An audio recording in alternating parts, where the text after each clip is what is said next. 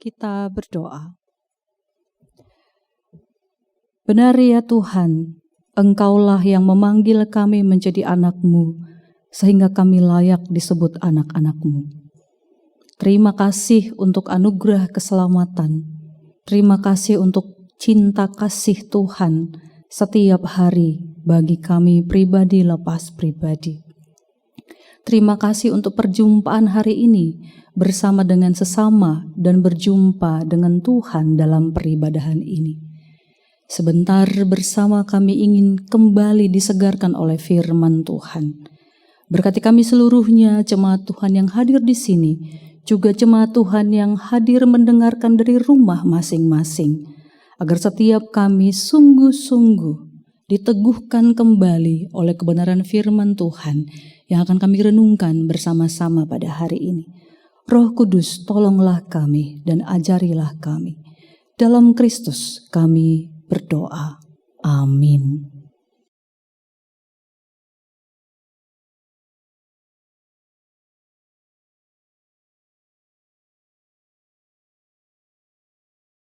Bacaan yang pertama dari kitab Amos pasal 7 ayat 7 sampai dengan 15.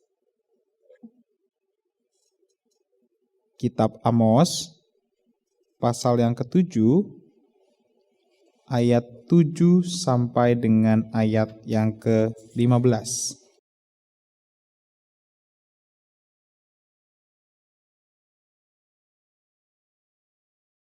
Inilah yang diperlihatkannya kepadaku. Tampaklah Tuhan berdiri di atas sebuah tembok tegak lurus, dan di tangannya ada tali pengukur dengan pemberat timah. Berfirmanlah Tuhan kepadaku, "Apakah yang kau lihat, Amos?" Jawabku, "Timah." Berfirmanlah Tuhan, "Sesungguhnya aku akan menaruh timah dengan tali pengukur di tengah-tengah umatku Israel. Aku tidak akan memaafkannya lagi. Tempat-tempat pemujaan Ishak akan dimusnahkan. Tempat-tempat kudus Israel akan diruntuhkan. Dan aku akan bangkit melawan keluarga Yerobeam dengan pedang." Amazia, imam di Betel, mengutus orang menghadap Yerobeam, raja Israel dengan pesan, "Amos telah bersekongkol melawan tuanku di tengah-tengah kaum Israel. Negeri ini tidak tahan lagi dengan segala perkataannya. Sebab beginilah dikatakan Amos, Yerobeam akan mati terbunuh oleh pedang, dan Israel pasti dibuang ke pembuangan dari tanahnya."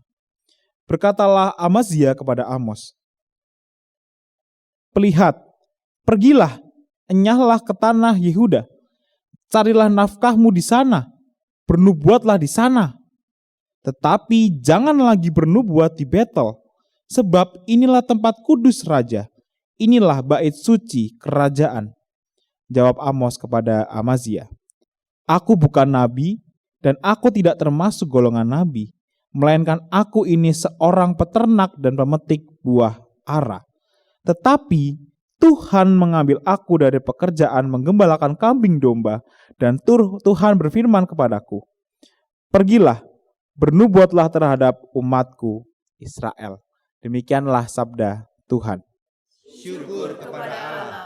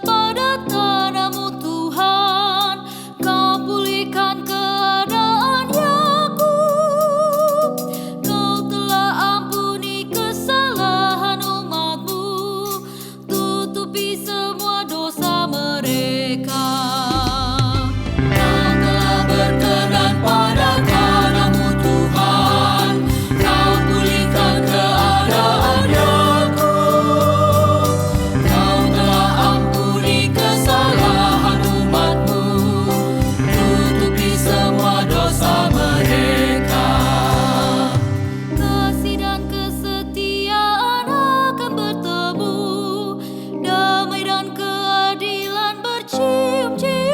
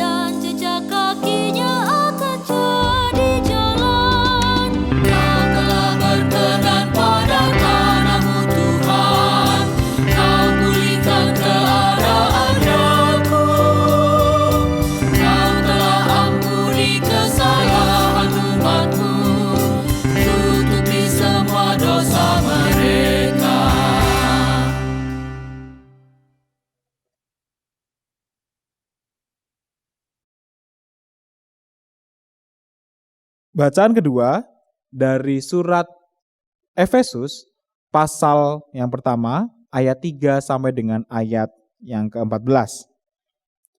Efesus pasal 1 ayat 3 sampai dengan ayat 14. Terpujilah Allah dan Bapa Tuhan kita Yesus Kristus, yang dalam Kristus telah mengaruniakan kepada kita segala berkat rohani di dalam surga. Sebab di dalam Dia Allah telah memilih kita sebelum dunia dijadikan, supaya kita kudus dan tak bercacat di hadapan-Nya. Dalam kasih, Ia telah menentukan kita dari semula melalui Yesus Kristus untuk menjadi anak-anak-Nya sesuai dengan kerelaan kehendak-Nya. Supaya terpujilah anugerah-Nya yang mulia, yang dikaruniakan-Nya kepada kita di dalam Dia yang dikasihi-Nya. Sebab di dalam Dia kita beroleh penebusan melalui darah-Nya, yaitu pengampunan atas pelanggaran menurut kekayaan anugerah-Nya, yang dilimpahkan-Nya kepada kita dalam segala hikmat dan pengertian. Sebab Ia telah menyatakan rahasia kehendak-Nya kepada kita sesuai dengan rencana kerelaannya, yaitu rencana kerelaan yang dari semula telah ditetapkannya di dalam Kristus, sebagai persiapan kegenapan waktu untuk pemersatukan di dalam Kristus sebagai kepala segala sesuatu, baik yang di surga maupun yang di bumi. Di dalam Dialah kami diberi warisan, kita yang dari semula sudah dipilihnya sesuai dengan maksud Allah, yang mengerjakan segala sesuatu menurut keputusan kehendak-Nya, supaya kami yang sebelumnya telah menaruh harapan pada Kristus boleh menjadi puji-pujian bagi kemuliaan-Nya. Di dalam Dia, kamu juga, karena kamu telah mendengar firman kebenaran, yaitu Injil keselamatanmu, di dalam Dia, kamu juga, ketika kamu percaya, dimeteraikan dengan Roh Kudus yang dijanjikannya itu. Roh Kudus itulah jaminan warisan kita sampai kita memperoleh penebusan yang menjadikan kita milik Allah untuk memuji kemuliaan-Nya. Demikianlah sabda Tuhan. Syukur kepada Allah.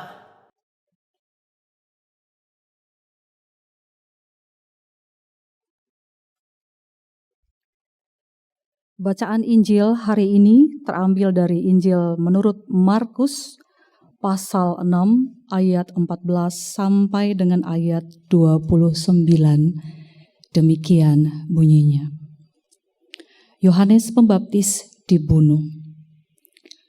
Raja Herodes juga mendengar tentang Yesus, sebab namanya sudah terkenal dan orang mengatakan, Yohanes Pembaptis sudah dibangkitkan dari antara orang mati, dan itulah sebabnya kuasa-kuasa itu bekerja di dalam Dia. Yang lain mengatakan, Dia itu Elia. Yang lain lagi mengatakan, Dia itu seorang nabi, sama seperti nabi-nabi yang dahulu. Waktu Herodes mendengar hal itu, ia berkata, Dia itu Yohanes yang sudah kepenggal kepalanya dan yang bangkit lagi. Sebab Herodeslah yang menyuruh orang menangkap Yohanes dan membelenggunya di penjara demi Herodias, istri Filipus saudaranya, karena Herodes telah mengambilnya sebagai istri. Sebab Yohanes berkali-kali menegur Herodes, tidak diperbolehkan bagimu mengambil istri saudaramu. Karena itu Herodias menaruh dendam pada Yohanes dan ingin membunuh dia, tetapi tidak dapat. Sebab Herodes segan kepada Yohanes, karena ia tahu bahwa Yohanes orang yang benar dan suci. Jadi ia melindunginya. Ketika ia mendengarkan Yohanes, hatinya selalu terombang-ambing. Namun ia merasa senang juga mendengarkan dia. Tibalah kesempatan yang baik bagi Herodias ketika Herodes pada hari ulang tahunnya mengadakan perjamuan untuk pembesar-pembesarnya, perwira-perwiranya, dan orang-orang terkemuka di Galilea. Pada waktu itu anak perempuan Herodias tampil lalu menari, dan ia menyenangkan hati Herodes dan tamu-tamunya. Raja berkata kepada gadis itu, Mintalah kepadaku apa saja yang kau ingini, maka akan kuberikan kepadamu. Lalu bersumpah kepadanya, apa saja yang kau minta dariku akan kuberikan kepadamu, sekalipun setengah dari kerajaanku. Anak itu pergi menanyakan ibunya, apa yang harus kuminta? Jawabnya, kepala Yohanes Pembaptis. Lalu ia cepat-cepat masuk menghadap raja dan meminta, aku mau supaya sekarang juga engkau berikan kepadaku kepala Yohanes Pembaptis di atas sebuah pinggan. Sangat sedihlah hati raja. Tetapi karena sumpahnya dan karena tamu-tamunya, ia tidak mau menolaknya. Raja segera menyuruh seorang algojo dengan perintah supaya membawa kepala Yohanes. Orang itu pergi dan memenggal kepala Yohanes di penjara. Ia membawa kepala itu di sebuah pinggan dan memberikannya kepada gadis itu, dan gadis itu memberikannya pula kepada ibunya. Ketika murid-murid Yohanes mendengar hal itu, mereka datang dan mengambil mayatnya, lalu memeringkannya dalam kuburan. Demikianlah Injil Yesus Kristus. Berbahagialah mereka yang mendengarkan firman Allah dan yang memeliharanya.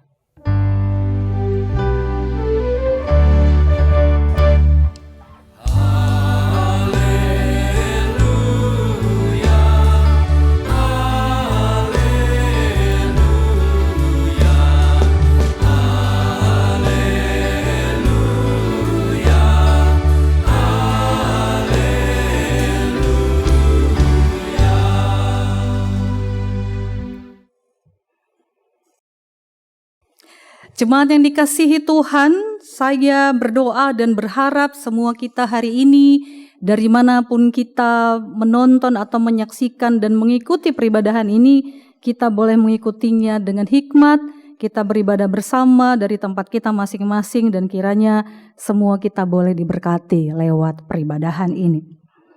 Hari ini sungguh sebuah kisah yang pilu Bapak Ibu Saudara, ketika narasi ini diperdengarkan kepada kita, seorang Yohanes Pembaptis kepalanya dipenggal hanya karena permintaan seorang anak gadis.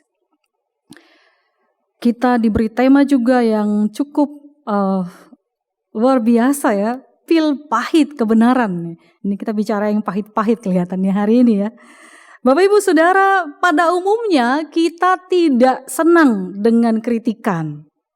Tapi sebaliknya, semua manusia akan sangat senang dipuji. Betul Bapak Ibu Saudara ya?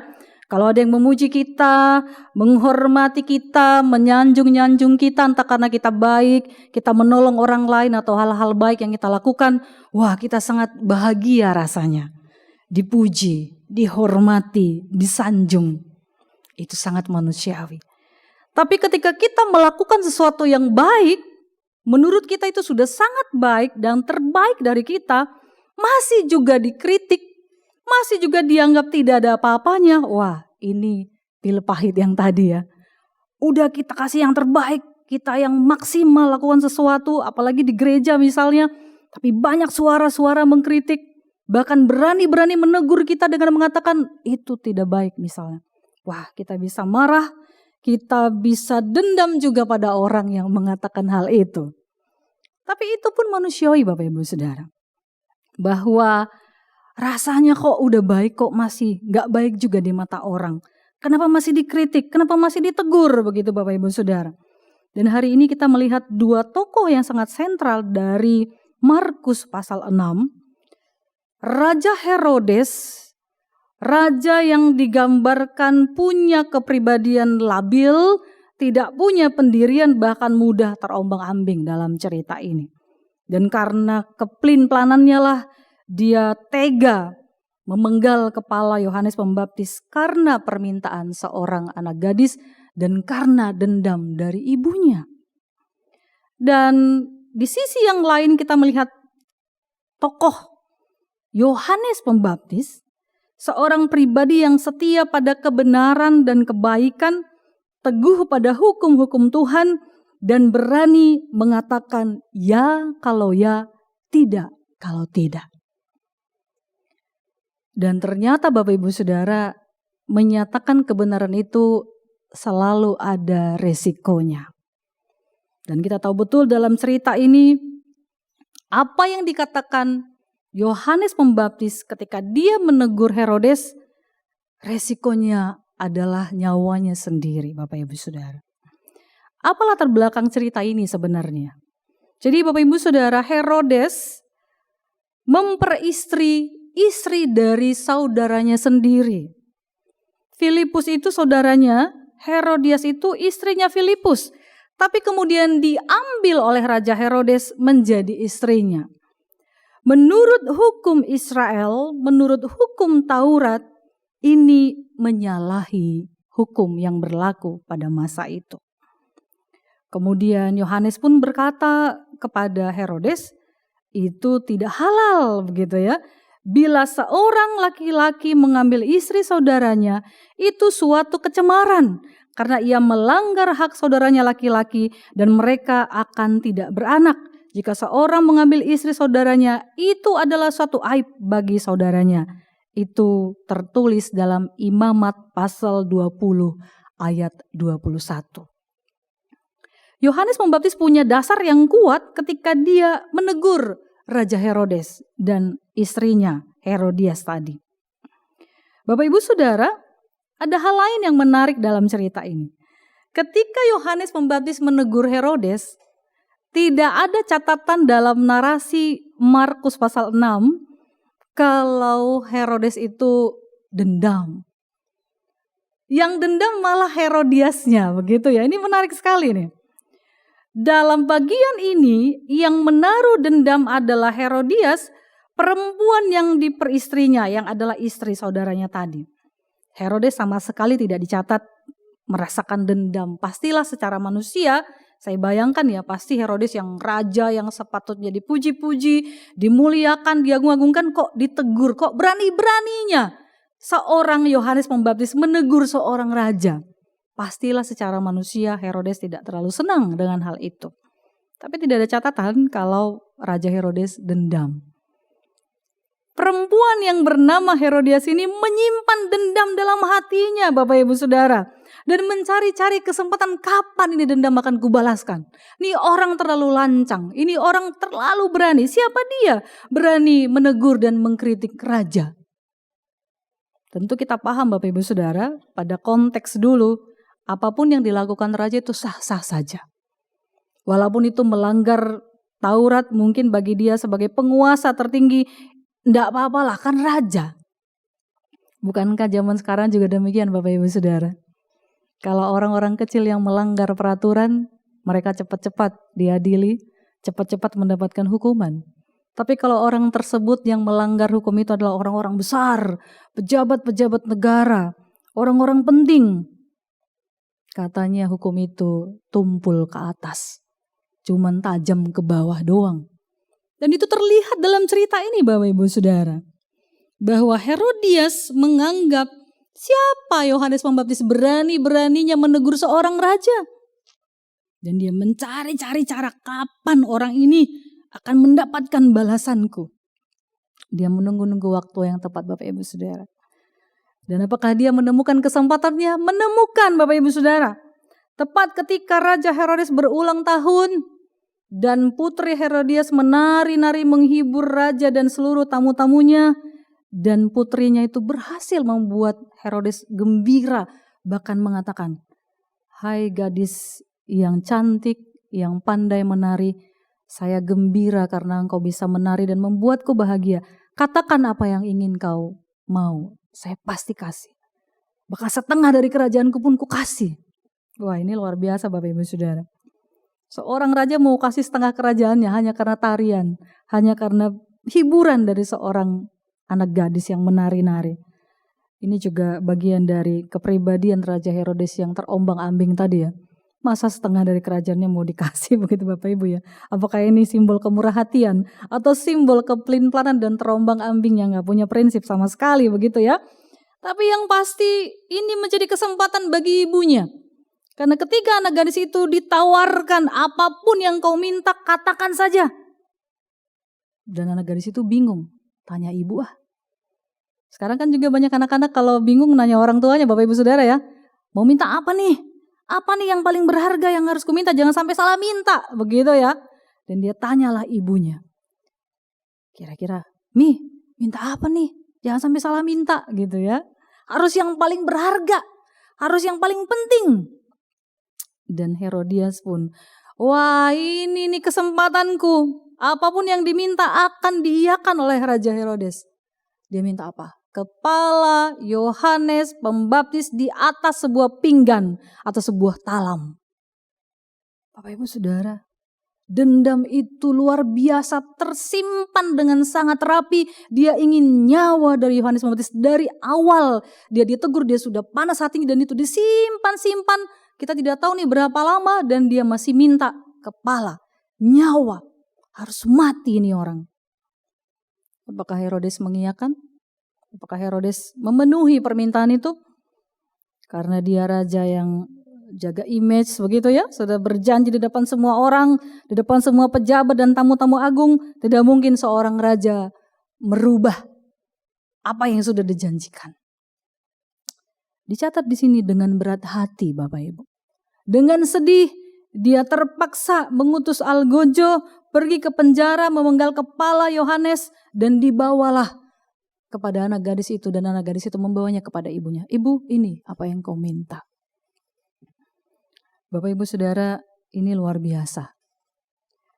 Relasi ibu dan anak, semoga ini menjadi refleksi juga bagi keluarga-keluarga kepada ibu supaya kita tidak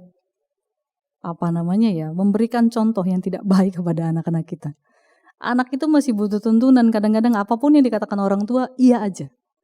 Jadi lagi-lagi orang tua harus menjadi contoh yang hidup, yang bisa diteladani oleh anak-anaknya.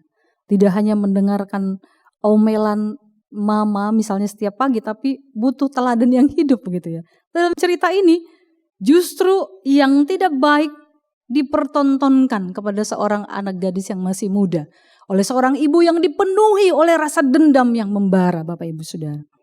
Dan tentu kita paham betul tidak seharusnya demikian. Apa yang bisa kita catat dari bagian ini sebagai refleksi kita dari renungan hari ini Bapak Ibu Saudara? Saya catat yang pertama, beranilah menyampaikan teguran. Beranilah menyampaikan teguran. Beberapa kali saya mendengar jemaat berkata seperti ini. "Gak usahlah ditegur Ibu Pendeta, nanti sakit hati. Gak usahlah diingatkan Ibu Pendeta, nanti pertemanan jadi rusak. Sudahlah, kita doakan saja, nanti dia akan berubah." Bapak Ibu Saudara, mungkin kita pun sering seperti itu kan. Ketika kita merasa, kok kayaknya Tuhan menyuruh kita mengatakan sesuatu nih. Menegur sahabat kita, keluarga kita, istri, suami, bahkan anak-anak kita, orang-orang terdekat dengan kita, teman sesama jemaat di gereja. Kita ingin menegur, ingin menyampaikan sesuatu. Roh Kudus sudah mendorong-dorong kita. Ayo katakan saja, katakan dengan lembut, katakan pelan-pelan. Tapi sering sekali kemudian pikiran kita mengatakan nggak usah. Nanti dia tersinggung, nanti dia sakit hati, nanti dia marah, nanti dia dendam lagi. Seperti Herodias dalam cerita ini. Dan banyak sekali kemudian orang membatalkan niat baiknya untuk menyatakan kebenaran, untuk menyampaikan pil pahit itu karena takut pil pahit itu nanti terlalu pahit. Sehingga timbul dendam begitu Bapak Ibu Saudara ya. Dan banyak orang kemudian mundur. Gak usahlah. Kalaupun ada yang mau negur biar orang lain saja. Jangan saya. Jangan saya yang dimusuhin, orang lain aja. Banyak yang begitu Bapak Ibu? Atau kita sering begitu? Atau kita pernah begitu? Saya juga pernah begitu, saya takut. Apalagi saya tahu orang itu sangat keras, sekeras batu begitu ya. Saya sudah punya bayangan, aduh kalau saya ngomong saya pasti dimusuhin sama dia dah. Jangan-jangan nanti dia dendam sama saya. Tapi dari pribadi Yohanes Pembaptis kita belajar satu hal. Beranilah menyampaikan kebenaran Bapak Ibu Saudara. Beranilah menyampaikan pil pahit itu. Kalau orang sakit Bapak Ibu Saudara, pergi ke dokter, gak ada kan obat yang enak dimakan kan. Rata-rata kan obat itu pahit kan. Mau obat sakit perut, sakit kepala, diare, umumnya obat-obat itu pahit Bapak Ibu Saudara. Tapi kalau kita mau sembuh, kita mesti telan itu. Pil yang pahit itu ditelan, entah dengan terpaksa, gak ada orang yang happy meminum pil pahit ya. Biasanya itu berusaha dengan keras gitu. Bahkan ada orang yang masukin satu-satu langsung glek-glek, airnya banyak-banyak supaya gak berasa pahitnya. Saking gak senang dengan rasa pahitnya. Tetapi dengan yang pahit-pahit itu Bapak Ibu Saudara, pelan-pelan kita disembuhkan dari sakit-sakit kita itu. Dengan yang pahit-pahit itu kita pelan-pelan dipulihkan. Beberapa hari kemudian dengan obat-obat yang pahit itu kita akan sembuh kembali. Kita akan segar kembali. Maka begitu pun dengan teguran dan kritikan yang disampaikan dengan penuh kasih dan kelembutan, harusnya itu seperti pil pahit yang ujungnya itu akan berbuah manis. Berbuah kebaikan, berbuah kesembuhan dan pemulihan. Suatu hari seorang ibu di jemaat bercerita kepada saya sambil menangis. Ibu pendeta, sudah beberapa bulan ini anak saya tidak bisa diajak komunikasi. Setiap hari dia ada di kamar. Saya berulang-ulang memanggil untuk turun makan, saya tidak pernah didengar. Saya tidak pernah disahuti. Saya takut. Mungkin dia lagi kuliah online kah? Dia lagi mengerjakan tugas kah? Jadi saya biarkan saja. Apa yang harus saya lakukan? Ibu, tidak apa-apa, ditanya, dibuka aja kamarnya, diketuk. Oh, saya nggak berani. Dia anak satu-satunya, anak laki-laki. Itu adalah anak emas yang sangat dikasihi bapaknya. Saya juga mengasihi dia, seluruh keluarga besar mengasihi dia. Saya takut nanti dia terganggu. Tapi saudara, terjadi berbulan-bulan. Anaknya sangat pendiam, sering mengurung diri di kamar. Seperti Gen Z sekarang ya, kan anak-anak muda sekarang itu senang pakai headset, lagi kuliah online kah, sambil nonton apa begitu. Anak-anak Gen Z sekarang kan paling pinter multitasking gitu Bapak Ibu Saudara ya. Bisa melakukan kegiatan dalam waktu yang bersamaan, beberapa kegiatan sekaligus begitu. Jadi si ibu merasa, saya ini gaptek Ibu Pendeta, saya nggak paham itu, apa itu YouTube, apa itu komputer, apa itu laptop, pokoknya semua yang dia mau saya kasih aja, saya kasih duitnya, dia beli semuanya. Kebetulan ibu ini hanya lulusan SMP dan anaknya sudah semester 2. Bapak Ibu Saudara, cerita ini berujung cukup menyedihkan karena beberapa tahun kemudian si ibu tidak berani menegur dan akhirnya saya mencoba intervensi sedikit. Saya bilang mana kampusnya, di mana alamatnya, saya akan cek. Dan saya ngecek ke kampusnya, anaknya sudah DO dari tahun lalu. Bapak Ibu Saudara, ada banyak orang tua juga yang tidak tega menegur dan mengkritik anak sendiri. Entah karena perbedaan generasi Bapak Ibu Saudara ya, karena generasi Z dengan generasi X saja kita beda tradisinya. Tapi dari apa yang saya ceritakan, sesungguhnya kita perlu belajar menegur, mengkritik dengan kelemah lembutan dan belajar bagaimana cara mengkomunikasikan apa yang ingin kita sampaikan. Sering sekali teguran dan kritikan tidak berbalas dengan baik karena cara kita menyampaikannya. Termasuk kepada anak-anak kita sendiri. Bapak Ibu Saudara, khususnya para orang tua, mari kita belajar bagaimana menemani anak-anak generasi Z. Supaya kita paham bagaimana cara berpikir mereka, apa yang sebenarnya tradisi mereka, apa yang mereka senangi. Supaya tidak selalu ada crash antar generasi. Ini sering terjadi di rumah, di keluarga-keluarga. Jangan salah, keluarga adalah pilar gereja.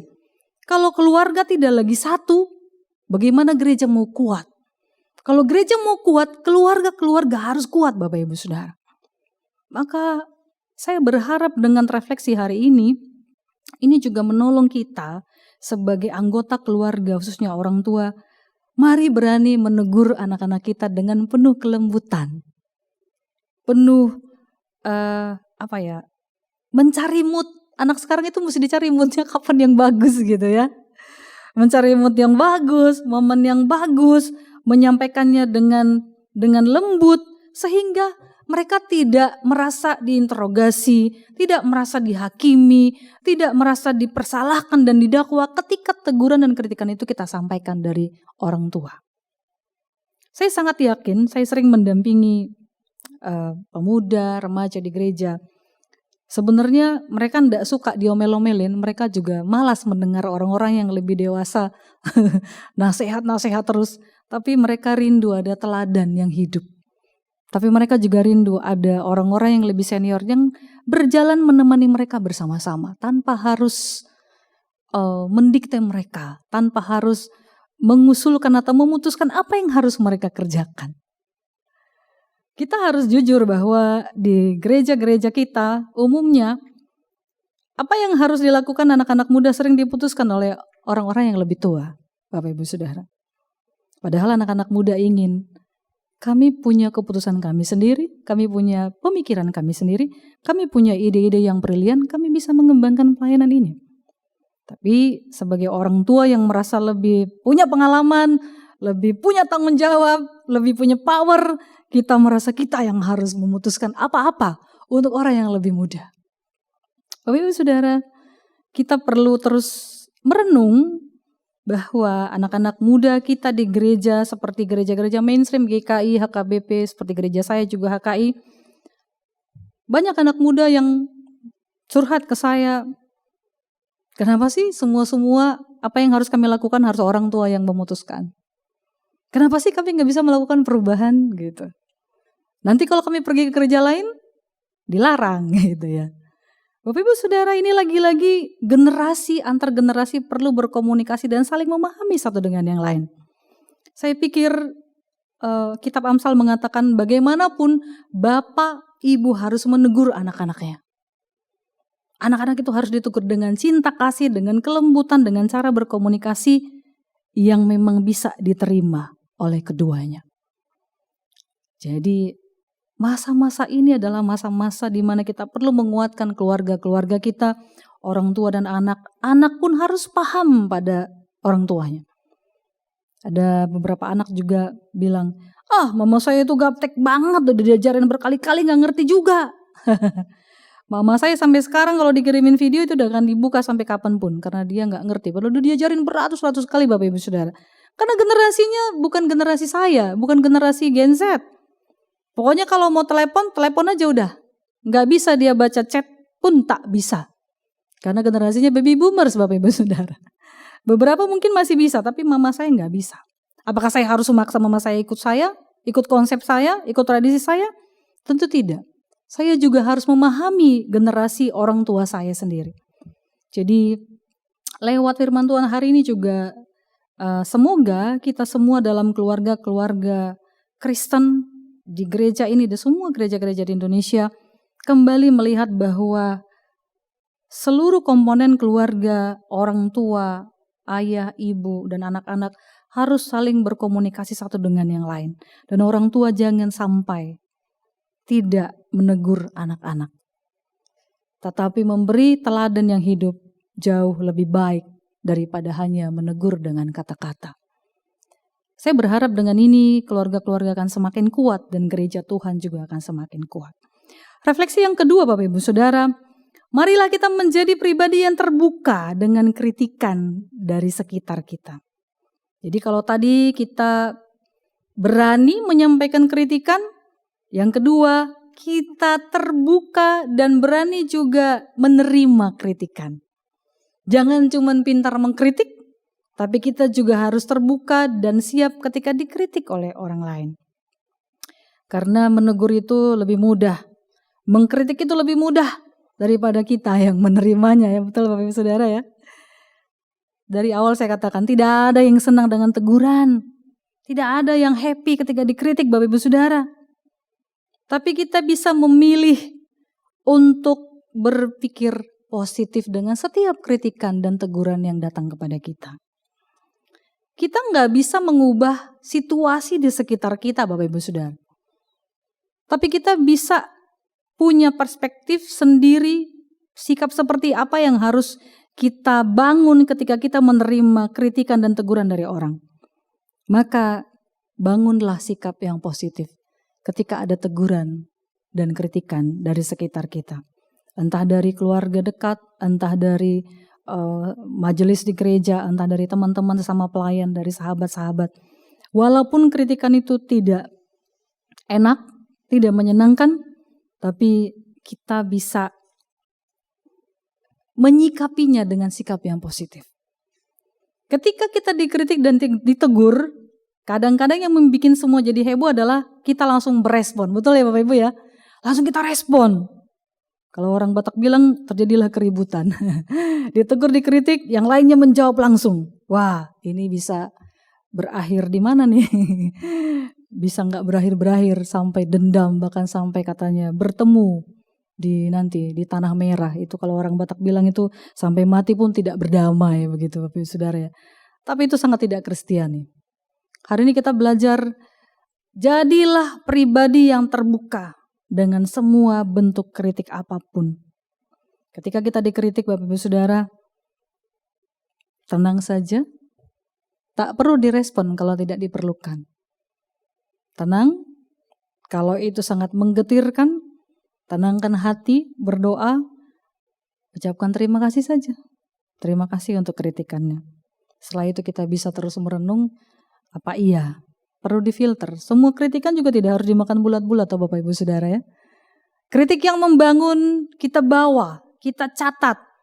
Kita bertanya pada Tuhan, apa yang perlu saya rubah Tuhan? Apakah kritikan ini betul? Sebenarnya setiap hari juga kita dikritikkan Bapak Ibu Saudara ya. Firman Tuhan yang kita baca hari ini pun mengkritik kita. Firman Tuhan yang kita renungkan tiap hari dalam saat teduh kita, dalam pembacaan kita, itu pun adalah pil-pil yang tidak manis, yang menegur kita. Kita harus berubah di mana? Kita harus membaharui yang mana? Kalau kita mau dengar-dengaran kepada Roh Kudus, kepada firman Tuhan, kita pasti mencatat, wah masih kurang ini, masih kurang itu, masih kurang ini, masih kurang itu. Tapi karena Tuhan yang menegur, kita nggak bisa dendam kepada siapa-siapa kan. Tapi kalau sudah manusia yang mengkritik, menegur, wah kita bisa panas hati, bisa marah-marah dan bisa dendam kesumat. Tapi lagi-lagi Bapak Ibu, Herodias menyimpan dendam itu dan itu nanti terekspresikan bahkan dilakukan dengan pemenggalan. Saya berharap juga, saya perempuan ini ya, dan saya tahu perempuan itu suka nyimpan memang. Perempuan itu paling pintar menyimpan Bapak Ibu Saudara.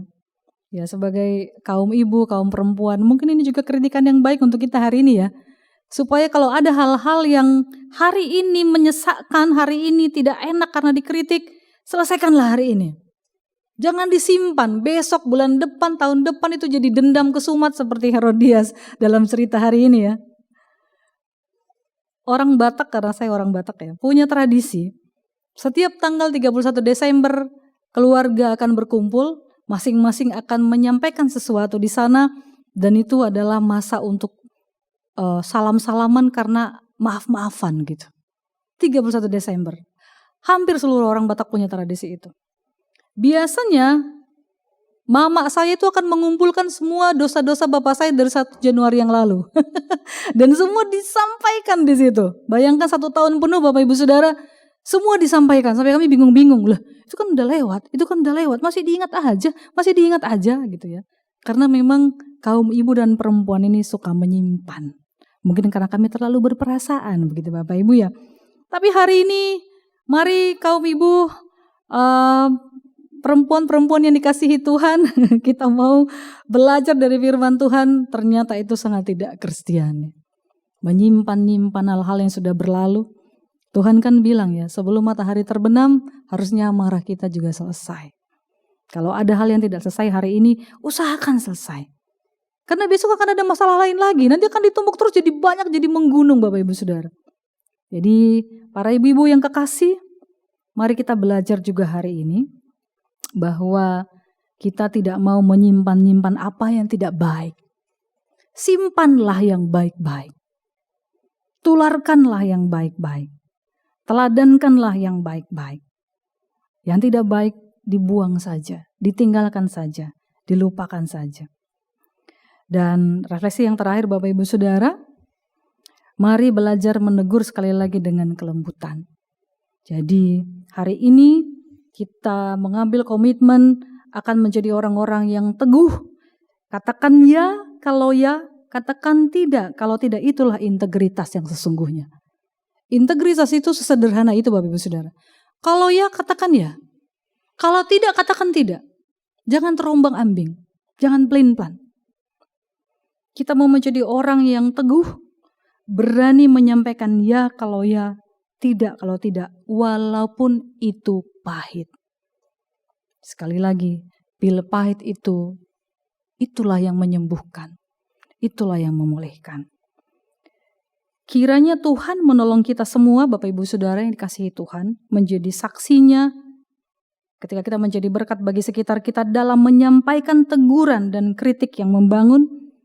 Jadi kita belajar menjadi orang-orang yang bisa menyampaikan teguran dan kritik yang membangun, dan di saat yang sama kita juga mau rendah hati, dibaharui dan dikritik oleh firman Tuhan setiap hari, sehingga kita diperbaharui hari lepas hari dan semakin serupa dengan Kristus Yesus. Kiranya Tuhan memberkati kita hari ini dengan firman-Nya, dan kiranya kita semua boleh melakukan firman ini dalam kehidupan kita sehari-hari. Amin. Saat hening bagi kita.